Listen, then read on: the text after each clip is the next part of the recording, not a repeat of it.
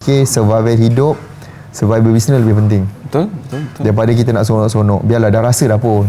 Naikkan. Orang tanya mana Lamborghini dan Ferrari. Dulu aku segan nak jawab. Sekarang tanpa segan silunya, dah settle, dah jual. Alhamdulillah. Tak payah banyak cerita lah, dah jual lah. Dah ganti baru dah. Adalah Myvi tu apa kan, yang dah boleh bayar. Boleh bayar lah masa sebelum market tu tak. Sebelum aku market, dia tak ada apa tau. Oh, kosong lah. Aku tinggal kereta-kereta lama je tentu. Memang semua aku dah jual. BM aku jual.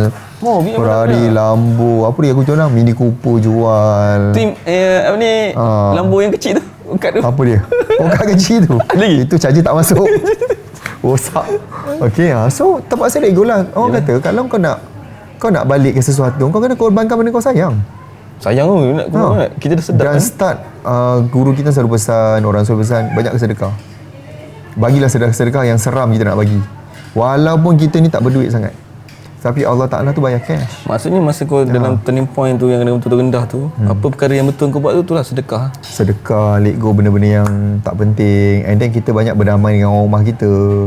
Banyak lebih align suami isteri. Align balik suami isteri. Align suami isteri. Kasih dia. Sebab keberkatan rumah kita ni datang daripada rumah tangga yang align. Yalah, kebanyakan yang ada persefahaman. Kebanyakan orang tengah dalam stres dengan masalah kerja, balik rumah dengan masalah keluarga pula. Gaduh pula. Kan.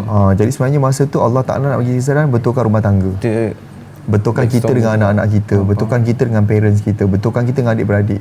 Whatever happen, masalah berlaku pun kau kena perbaiki, jaga keramat hidup. So bila kita baiki benda ni, ada jalan keluar. Faham. Walaupun masa tu aku mula macam tak macam aku rasa macam buat ni tak jadi. Dulu kita buat semua benda jadi. Faham. Kita rasa hebat.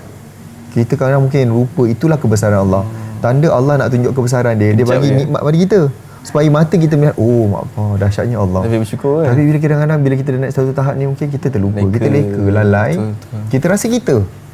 Itulah bahaya dia. Jentik balik tu kan? Jadi kalau dia rasa kita, kena nafikan. Nafi tak boleh. Semua itu daripada Allah. Jadi barulah nanti dia bagi kita petunjuk. Bagi jalan kat kita. Faham.